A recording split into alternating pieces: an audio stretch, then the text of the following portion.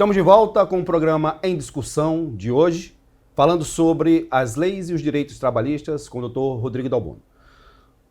Dr. Rodrigo, vamos se aprofundar agora nessa questão dos problemas psicológicos causados pelo trabalho, como o senhor já frisou no bloco anterior, vem tendo um aumento significativo. Queria saber o que são, de fato, lesões psicossomáticas e de que forma elas estão relacionadas ao ambiente de trabalho. Muito bom. Como eu mencionei, né, Marcos, esse tema ele é um tema que até algum tempo atrás pouco se falava desse assunto, né? A expressão burnout, que hoje ela é bem conhecida por muitas pessoas, né? Que é o esgotamento do trabalhador. Ele hoje em dia é um tema que está nos corredores das empresas, né? E também os afastamentos no INSS, o altíssimo índice de afastamento no INSS fez com que o governo federal, por meio do Ministério do Trabalho, olhasse e visse a necessidade de implementação de medidas que as empresas têm que tomar para reduzir, minimizar a quantidade expansiva de problemas emocionais que os trabalhadores têm tido. Então, o que vem a se caracterizar uma lesão emocional do trabalho? Todo aquele evento, Marcos, que o trabalhador ele passe a vivenciar um esgotamento, uma perda de concentração, né? O trabalhador passa a ter, às vezes, um agente, como nós chamamos, um agente opressor, invisível, dentro do trabalho. O que às vezes seria o agente opressor? A própria atividade, ou o próprio ritmo de atividade, ou a forma como ele executa a atividade acaba criando grandes lacunas emocionais naquele ser humano. Ele acaba perdendo o senso de capacidade de execução do trabalho, acaba criando um senso muito grande de diminuição profissional e ele vai se diminuindo. E essa diminuição ela pode se transformar em choros constantes, né? A pessoa fica chorosa constantemente, a pessoa perde a capacidade de se concentrar, ou ela acaba tentando fazer várias coisas, tentando suprir várias coisas e acaba vendo que,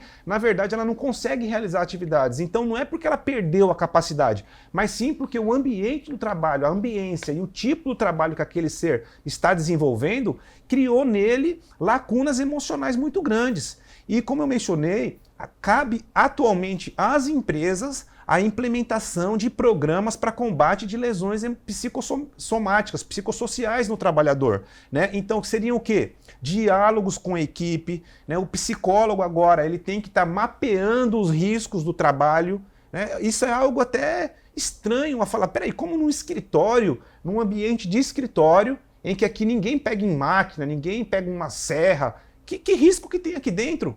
Sim, tem muitos riscos, são os riscos emocionais, né? São riscos reais de afastamento, né? A quantidade de afastamentos no INSS por lesão psicossomática, em espécie que a gente chama de 91, que são doenças, auxílio-doença acidentário, tem crescido assim exponencialmente.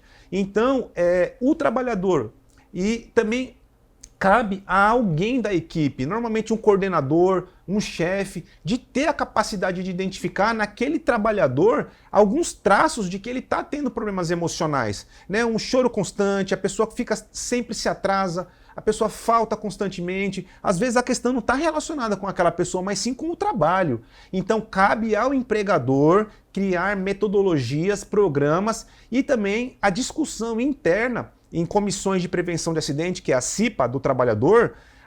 Será que essas metas que nós estamos implementando são metas exequíveis? Será que a nossa produtividade depende da meta? Então são temas que estão cada vez mais surgindo e em contraposição, Marcos, com a questão comercial, né? Porque nós temos uma empresa que tem que produzir, a empresa tem que dar lucro. Só que juntamente com a empresa que tem que dar lucro, existe um paradigma que é o ser humano que tem que ter saúde. Então, esses dois universos, eles têm que estar em confluência, eles não podem estar em choque. Ou seja, as empresas têm que manter a sua produção, têm que manter a sua carga de atividade cada vez mais ativa, porém ela tem que olhar que quem está produzindo tem que ter uma saúde emocional correta, um olhar para pessoas que podem estar vivenciando questões que inclusive são do mundo pessoal, né? Porque nas doenças emocionais se mescla muito as questões da vida pessoal, do que aquela pessoa está vivendo na realidade dela, com as questões do trabalho.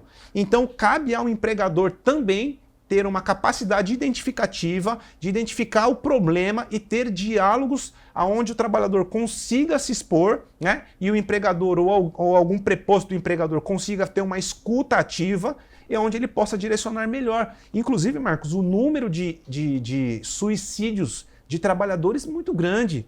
Eu atendo muito trabalhadores de uma rede de farmácia, que eu não vou falar o nome. Se eu te contar que eu já tive farmacêuticos, mais de um, que tentaram suicídio tomando remédio, né? Então, assim, o que significa? O que a gente consegue entender nisso?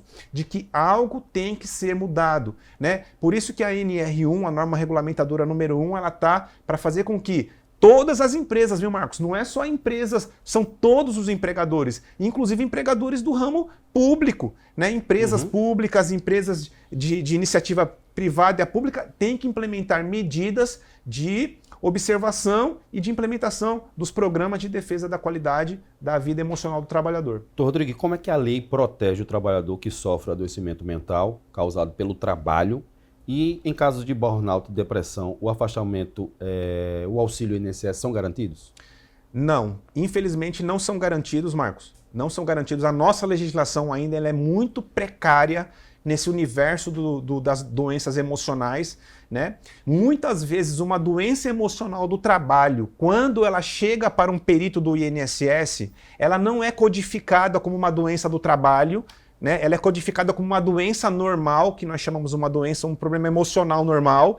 E isso causa dois grandes impactos, né? Porque causa o primeiro impacto na sociedade, que não faz uma leitura correta desse problema social que é a doença do trabalho, e também traz para o trabalhador a ausência, a perda de direitos, porque quando esse benefício no INSS ele é concedido na espécie 31, ou seja, um auxílio-doença comum, ele não carrega com ele direitos trabalhistas, porque quando a espécie é 91, que é o que a gente chama de auxílio-doença acidentário, mesmo que seja uma doença emocional, ele carrega com ele direitos, por exemplo, uma estabilidade de 12 meses, o empregador não pode demitir, tem o direito de fazer uma readequação de função depois que ele tem o retorno às atividades, uma redução na carga horária, vários direitos que são garantidos quando é implementado o auxílio-doença acidentária espécie 91 e quando não é implementado espécie 91, que é implementado o 31, os direitos não são garantidos. Então, o que precisa o trabalhador que está sofrendo uma questão emocional? Primeiramente, ele tem que ter a documentação médica adequada, né? Ele tem que entregar essa documentação na empresa. A empresa, a partir do momento que ela recebe uma documentação com a CID F43 ou F41, que é uma CID vinculada com questões emocionais, ela deve gerar a CAT, né? Que é a comunicação de um acidente do trabalho. Porque é uma lesão emocional, mas ela pode ser vinculada ao trabalho. E quem que vai dizer isso é o médico do trabalho que gera a CAT e encaminha esse trabalhador para o INSS. Então, Marcos, os direitos reais do trabalhador que sofre uma lesão emocional ainda não são garantidos perante ao INSS. A nossa legislação atual é muito, muito frágil na defesa do trabalhador que tem problemas emocionais. E esse tema, como nós estamos fazendo hoje aqui, Marcos, é de extrema relevância, porque traz a sociedade para o debate, né? A sociedade tem que estar no debate. E isso nós estamos falando ainda, Marcos, com o trabalhador que tem a carteira de trabalho assinada, porque ele já tem uma parte dos direitos reconhecidos. E imagina então o trabalhador que não tem a carteira de trabalho anotada, que ele é um freelance, como nós às vezes chamamos, e ele não tem resguardo técnico judicial nenhum, né? Nem do INSS, sequer do INSS. Então esse debate é muito profícuo, eu fico muito grato de estar trazendo um pouco desse meu conhecimento sobre esse assunto aqui na nossa TV Assembleia da Paraíba e fico muito grato da gente poder debater esse assunto. A gente que agradece a sua presença, muito esclarecedora. E para encerrar, queria saber como é que o trabalhador pode buscar ajuda jurídica ou psicológica sem medo de uma represália, porque infelizmente nem todas as empresas estão preparadas para acatar esse trabalhador com esse adoecimento mental. Exatamente, Marcos. Infelizmente, ainda a doença emocional, as doenças psicossomáticas ainda são diminuídas, né? Isso também traz para o trabalhador mais um peso, mais uma carga, onde ele, além de estar com o problema, ele tem que enfrentar, às vezes, um patrão, um empregador, para provar que ele está com problema. Né? Então, assim, o que nós recomendamos é que o trabalhador busque solução, né? Primeiramente, ele busque o sindicato da categoria dele. Caso ele não consiga solução no sindicato, que ele busque o Ministério Público do Trabalho da Paraíba, aqui no caso, né? O MPT 13, e faça uma denúncia que pode ser anônima, a denúncia, e se nenhuma desses dois canais resolver, o trabalhador deve buscar a justiça do trabalho, né? Ele deve procurar um advogado da sua confiança e mesmo antes de sair da empresa, Marcos, mesmo antes dele ser demitido, ele deve consultar um profissional especializado nessa temática, nessa questão de doenças emocionais, né, como um todo, doenças como um todo, e trazer a sua questão para buscar uma solução, porque nós temos ferramentas. Por exemplo, nós temos uma ferramenta que é a rescisão indireta.